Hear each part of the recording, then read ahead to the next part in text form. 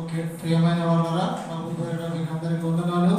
దేవుడు మనల్ని ప్రేమించి జ్ఞాపకం చేసుకొని సజీవుల దేశంలో ఉంచినందుకు, బ్రతకగలిగినందుకు, బ్రతికిన మనమందరం కూడా చిన్న మందగా దేవుని మందగా రాజ్య నివాసులుగా దేవుని సంఘములో మాటల ద్వారా దేవుని మహిమపరిచినాము. వాక్యము చేత మన హృదయాన్ని కూడా ముందుగా ప్రార్థన చేసుకుందాం. పరలోకమందును భూమి మీద నాకు సర్వాధికారం ఇవ్వబడిందని, నేను తప్ప వేరొక దేవుడు లేడని, ఉన్నవాడు ఎవడైనా ఉంటే భూత భవిష్యత్ వర్తమాన కాలాన్ని గురించి చెప్పేవాడిగా ఉండాలని, ఉన్నవాడు ఎవడైనా ఉంటే మానవాళి పాపముల నిమిత్తమై మరణించి సమాధి చేయబడి తిరిగి లేచిన వాడు ఉండాలని సెలవించిన మా దేవ, మా ప్రభువును మీరు కూడా యేసుక్రీస్తులో మమ్మల్ని అందరినీ కూడా ఈ రోజు వరకు జ్ఞాపకం చేసుకున్నందుకు మీ మందిరంలో మేమందరం పాటల ద్వారా నిన్ను మహిమపరిచినాం నాయన. ఇప్పుడు వాక్యం చేత మా హృదయం ఇప్పుడు సిద్ధపడుతుండగా మీ విడవైన మాతృని మాట్లాడమని, వచ్చిన మమ్మల్ని అందరినీ రాబోచున్న వారందరినీ ఆశీర్వదించి స్థలం అందరిపైన దృష్టించి దీవెనలతో నింపమని యేసుక్రీస్తు నామమున ప్రార్థించి వేడుకుంటున్నాము తండ్రి, ఆమేన్. భూమి దాని సంపూర్ణత, లోకము దాని నివాసులు దేవుని వైనాడు అని చెప్తుంది దేవుని మాట. అయితే ఈరోజు మనమందరం కూడా కుటుంబముగా, సంఘముగా, సహవాసములో, కుటుంబములో సభ్యులుగా, సంఘములో విశ్వాసులుగా నడుచుకుంటున్న మనము ఆయనకు పిల్లలుగా ఉండి బ్రతకాలని చెప్పేసి దేవుడు కోరుకుంటున్నాడు. దేవుని కోరిక, దేవుని ఆలోచన, దేవుని తలంపు ఏమైందంటే సంఘ సహవాసమును నడిపించబడుతున్న వారు, విశ్వాసంలో చేయడం దేవుని పిల్లలు, కుటుంబంలో లౌకికంగా లోక సంబంధంగా కుటుంబంలో సభ్యులను ఉన్నవారు వారి కుటుంబానికి వారసత్వం కలిగిన వారిగా జీవించడానికి వీలవుతుంది. అందుకొరకనే అందరూ కూడా ఆయన వారే ఉన్న, అందరూ ఆయన ఆరాధించలేక, పూజించలేక, అంత్య దినములలో, దుర్దినములలో, అపాయకరమైన దినములు ఉన్నవారు ఉన్నామనేది ఆయన ఆరాధించలేకపోతున్నారు, ఆయన నీతిని తెలుసుకోలేకపోతున్నారు జనం. అందుకొరకే దేవుడు సెలవిస్తున్నాడు. అపోస్తల కార్యములు 10వ అధ్యాయము, అపోస్తల కార్యములు 10వ అధ్యాయము దేవుని మాటలు చదివిస్తున్నా చూడండి. ఎంత మంచి మాట చెప్పాడో. 35వ వచనము బాగా వినాలి చూడండి. మనము ఆయన పిల్లలుగా, ఆయన సన్నిధి కలిగి, ఆయన శరీరంలో ఉన్న మనమందరం కూడా ఎవరికి భయపడాలా, ఎందుకు భయపడాలని చెప్తుంది వాక్యం. ప్రతి జనములోను ఏ జనమైనా సరే, ఏ జనమైనా ఆయన జనమే, ఏ ప్రజలైనా ఆయన ప్రజలే, ఎవరైనా ఏ స్థితిలో ఉన్నవారైనా ఆయన ప్రజలే, ఆయన మనుషులే. ఎందుకంటే ఆయన నరులమైన మనలను తన హస్తము చేత నిర్మాణం చేసి తన ఊపిరిని జీవమును మనలో ఉంచి తనను మహిమపరచడం కొరకై జగత్పునాది వేయబడక మునిపే ఏర్పాటు చేసుకున్నాడు. కాబట్టి ఇక్కడ అప్పుడు ప్రతి జనములోనూ ఆయనకు భయపడి, ఎవరు కాదు, ప్రతి జనములోనూ ఆయనకు భయపడి నీతిగా నడుచుకుని వారికి ఆయన అంగీకరించును. ఎవరమ్మా, ఎవరిని అంగీకరిస్తున్నాడో దేవుడు? అందరూ కాదు. ఎవరైతే ఆయన నీతిని అనుసరించి, ఎవరైతే ఆయన నీతిని అంగీకరించి నడుస్తారో వారందరినీ కూడా దేవుడు అంగీకరిస్తున్నాడు, నా పిల్లలు. ఎవరైతే ఆయన నీతిని అనుసరించగా, ఎవరైతే ఆయన శరీరంలోని అవయములుగా ఉండక, దేవునిగా ఎంచుకొనక, వారికి ఇష్టమైనట్టుగా ప్రవర్తిస్తే ఆయన అంగీకరించాడు. ఆయన అంగీకరిస్తున్నాడు అని చెప్పంటే మనం ఆయన నీతికి భయపడిన వారమైనా. ఇదే విధంగా చెప్పింది మాట్లాడు. ప్రతి జనములోనూ ఆయనకు భయపడి నీతిగా నడుచుకుని వారిని ఆయన అంగీకరించడం. ఏ విధంగా అంగీకరిస్తున్నాడంటే యోహాను సువార్త 1వ అధ్యాయంలో దేవుడు సెలవిస్తున్నాడు. యోహాను సువార్త 1వ అధ్యాయం చూడండి, 12వ వచనం భాగమనుకుంటా చూడండి. భయపడి బ్రతికే వారందరూ కూడా దేవుని ద్వారా అంగీకరించబడతారు. ఏ ప్రజలైనా సరే, ఏ స్థితిలో ఉన్నారైనా సరే, ఆయనకు భయపడి బ్రతికే వారుగా ఉంటే ఆయన అంగీకరిస్తాడు. ఇంత మంచి వాడు చదువు. తను ఎందరు అంగీకరించు చేసిరో వారందరికీ అనగా తన నామమునందు విశ్వాసముంచిన వారికి. ఎవరి నామం ఇది? దేవుని నామమందు విశ్వాసముంచు వారికి దేవుని పిల్లలగుటకు ఆయన అధికారం అనుగ్రహించెను. Thank God. ఒక వినల అందరిని కాదు, అందరూ అందరూ ప్రభువా నీ పేరును దయాలు వెలువడినాము, నీ పేరును అద్భుత కార్యం చేసినాము, నీ పేరును స్వచ్ఛక్రియం చేసినాము, నీ పేరును ఫలం చేసినాము, మేము గొప్పగా చేసినాము అని చెప్పి చెప్పకుండా అక్రమం చేయబడారా మీరు ఎవరు నాకు తెలియదు, మీరెవరు నా దగ్గర నుండి వెళ్ళిపోండి, నేను మిమ్మల్ని అంగీకరించాలని చెప్తాడు దేవుడు. అందుకొరకే ఆయన అంగీకరించాలంటే మనము ఏం చేయాలమ్మా? తను ఎవరు అంగీకరించారో వారందరికీ అనగా తన నామమునందు విశ్వాసముంచు వారందరికీ ఆయన నామమునందు విశ్వాసముంచు వారందరికీ దేవుని పిల్లలగుటకు ఆయన అధికారము మీరు నా పిల్లలే పోండి అన్నాడు. ఆయన అధికారం ఇచ్చినంటే ఆయన అధికారం ద్వారా మనం ఆయన పిల్లలుగా ఉన్నాడు. ఎట్లా అంటే కొలసీ పత్రిక 1వ అధ్యాయము 13-14 వచనంలో ఆయన మనకు అధికారాన్ని ఈ విధంగా ఇస్తున్నాడు. అమ్మా ఎవరో చదువుతున్నారు కదా, ఎందుకు తొందర పడుతున్నారు? ఆయన చదువుతుంది కదా బైబిల్ టీచర్. చదువు. ఆయన మనలను అంధకార సంబంధమైన అధికారంలో నుండి అక్కడ అధికారం ఇచ్చినాడు. ఇక్కడ నుంచి అధికారం వచ్చిందంటే ఆయన మనలను అంధకార సంబంధమైన అధికారంలో నుండి విడుదల చేసి తాను ప్రేమించిన తన కుమారుని యొక్క రాజ్యనివాసులుగా చేసెను. ఎవరిని? అంగీకరించిన వారిని, ఆయన నీతికి భయపడి బ్రతికిన వారిని, విశ్వాసపూర్వకమైన కుమారులుగా చేయబడిన వారు, వీళ్ళందరూ కూడా ఆయన అంధకార సంబంధమైన అధికారముల నుండి వారు విడుదల చేసి తాను ప్రేమించిన తన కుమారుని యొక్క రాజ్యానికి వారసులుగా చేశాడు. ఆ రాజ్యం ఏమైంది? సంఘమైంది. ఆ సంఘం ఆయన శరీరమైంది.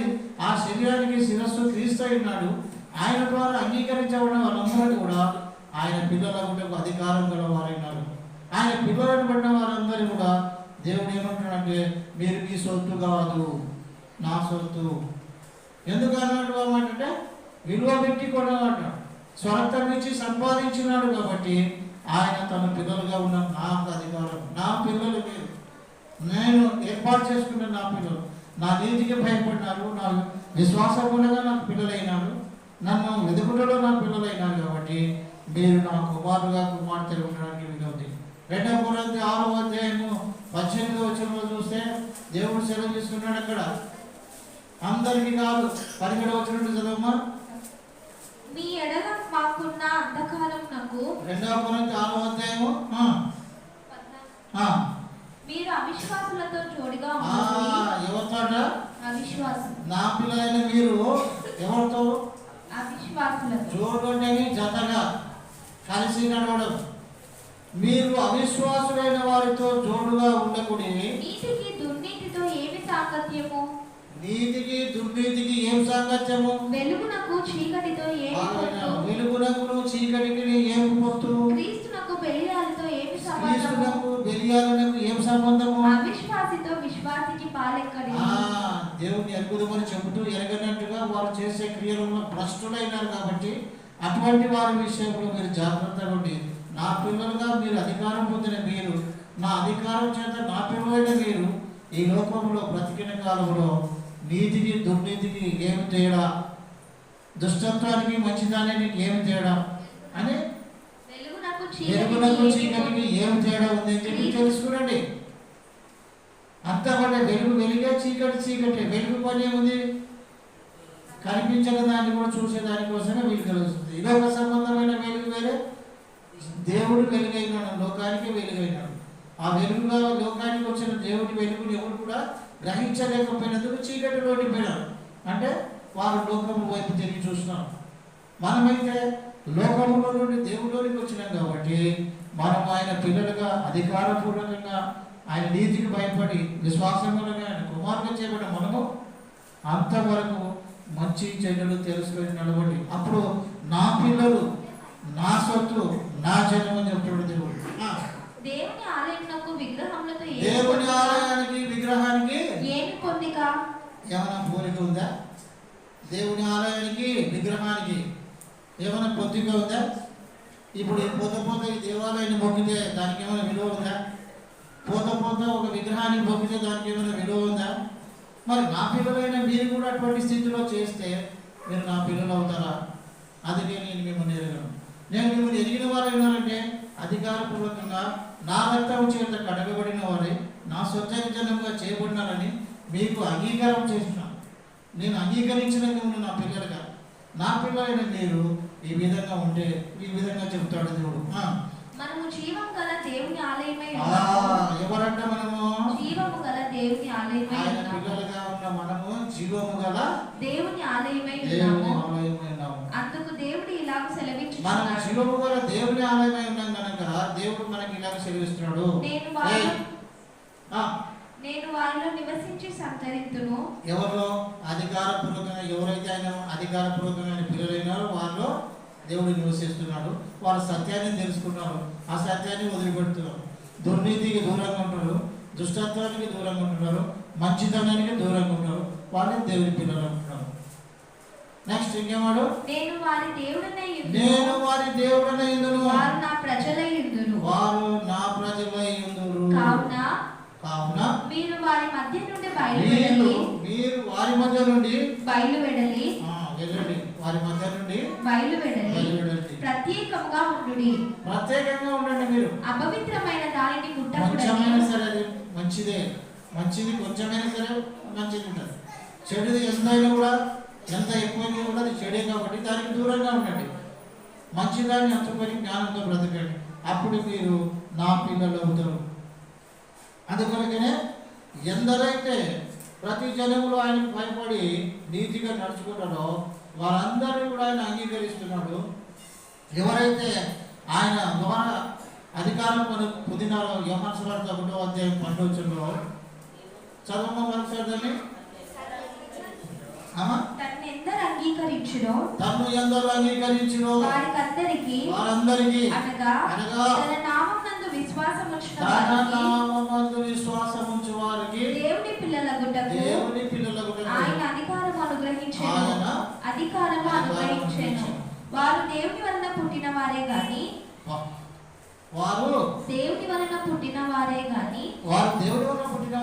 రక్తము వలనైనను శరీరేచ్ఛ వలనైనను మనుష్యేచ్ఛ వలనైనను పుట్టిన వారు కారు.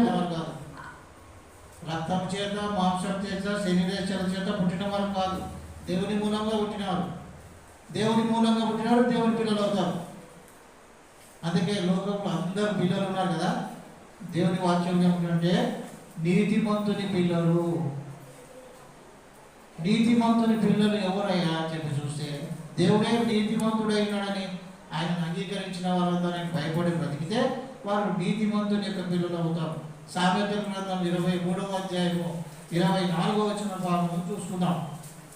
నీతిమంతుని తండ్రికి మనం ఎవరు? మనకి తండ్రి అయిన దేవుడు ఉన్నాడు. ఆయన కుమారుడు యేసుక్రీస్తులో మనల్ని కొన్నాడు, రక్తం ఇచ్చి ఆయన ఆత్మచేత మనం నడిపిస్తున్నాడు. కాబట్టి నీతిమంతుని తండ్రికి అధిక సంతోషము కలుగును.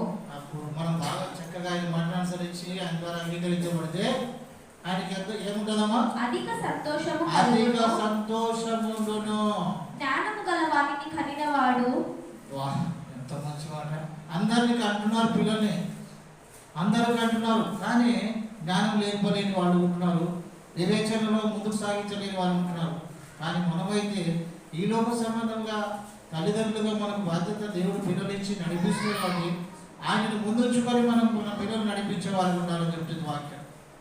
కాబట్టి చదువు ఒకసారి. నీతిమంతుని తండ్రికి అధిక సంతోషము కలుగును. అధిక సంతోషం. ఎవరి పిల్లలు అంటే నీతిమంతుని తండ్రికి పిల్లలు.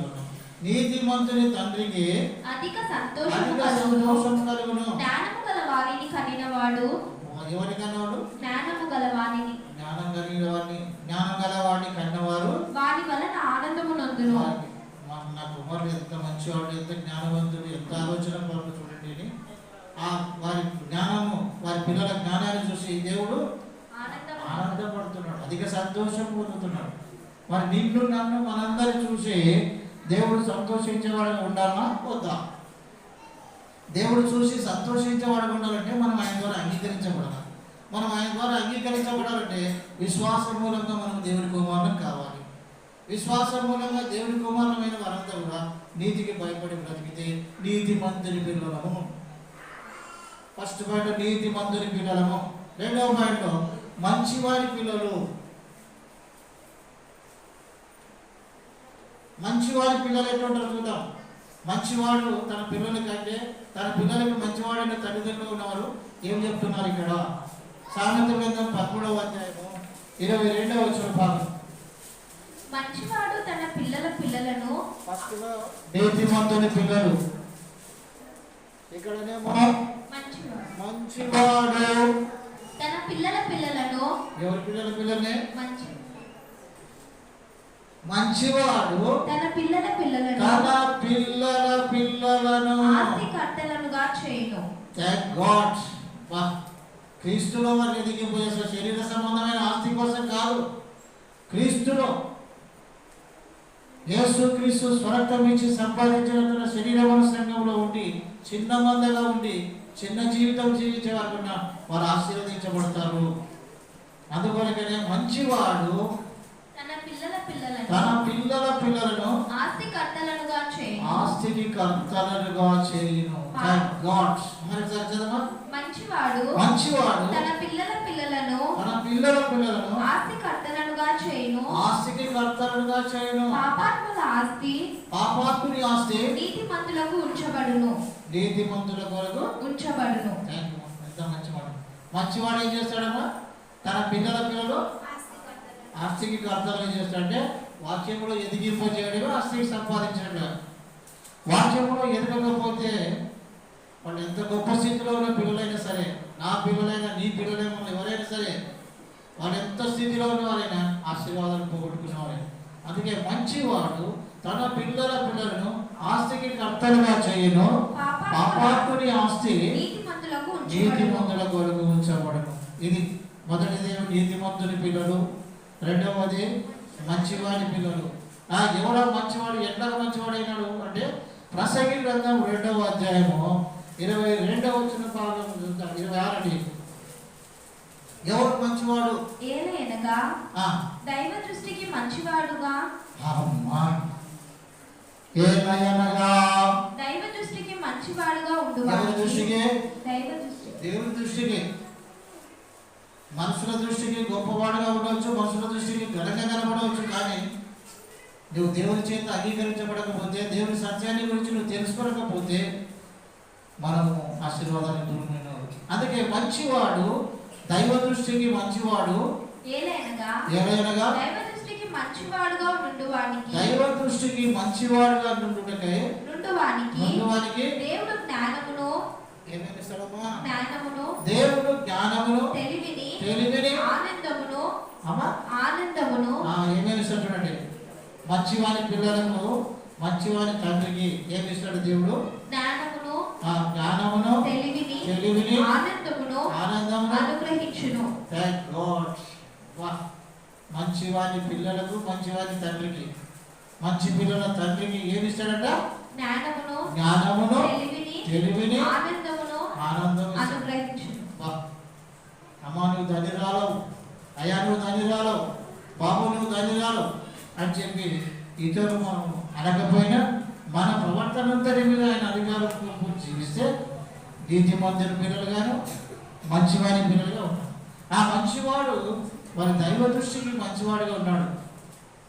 అందుకే ఒక కుటుంబం బైబుల్లో దైవ దృష్టికి నువ్వు మంచివాడుగా ఉన్నావు కాబట్టి నీ ప్రాంతం అంగీకరించబడింది అని చెప్పినాడు. ఎవరన్నా? Good, thank you. ఎవరు అనిపించుకున్నారు? కొర్నేలి కుటుంబం ఏం చేసింది? అపోస్తలుల కార్యం 10వ అధ్యాయంలో తన పిల్లలతో కూడా వారు భార్యాభర్తలు భయభక్తులు కలిగి ప్రార్థన జీవితం జీవిస్తూ దాన ధర్మాలు మహత్కార్యాలు చేస్తూ బతికినారు. అందుకే ఆయన ప్రార్థన దేవుడు అంగీకరించి నువ్వు మంచివాడు పో అని చెప్పాడు. దైవ దృష్టికి మంచివాడుగా ఉండాలి.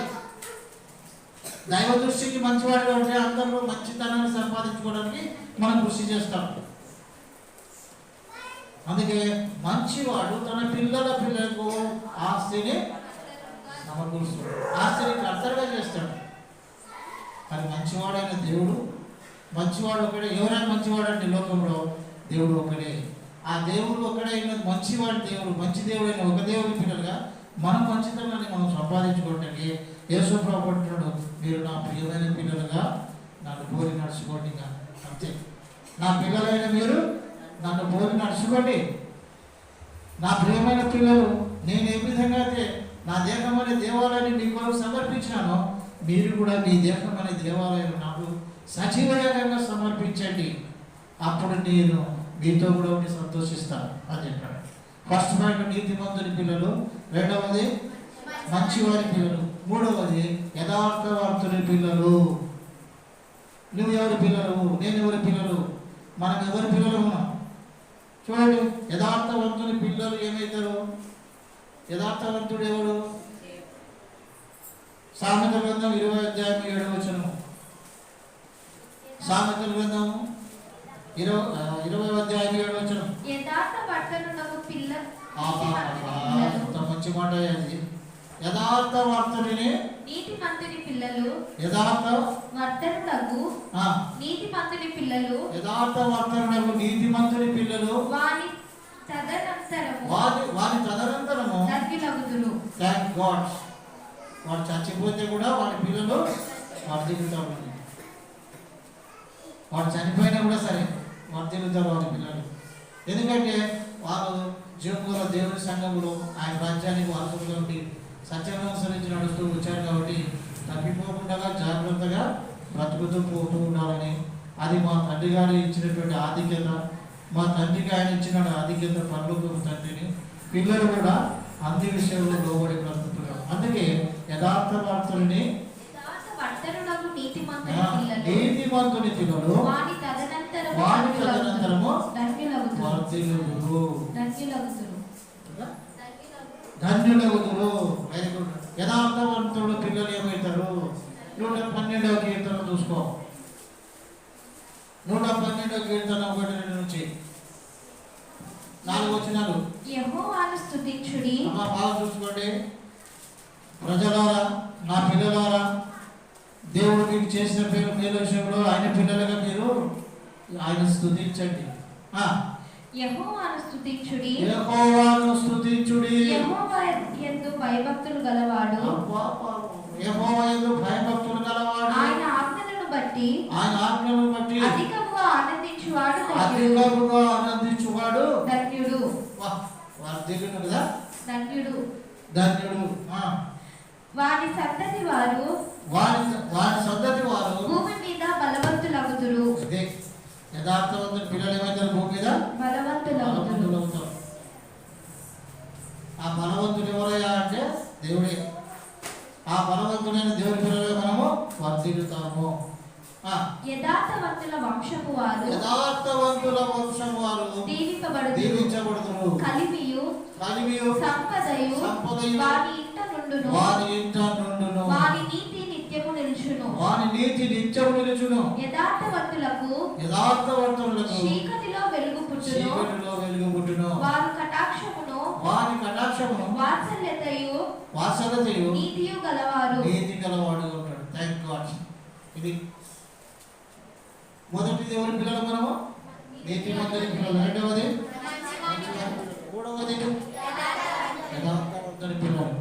నాలుగవది వీళ్ళందరూ ఎవరైనా అని చెప్పి చూస్తే దేవుడే.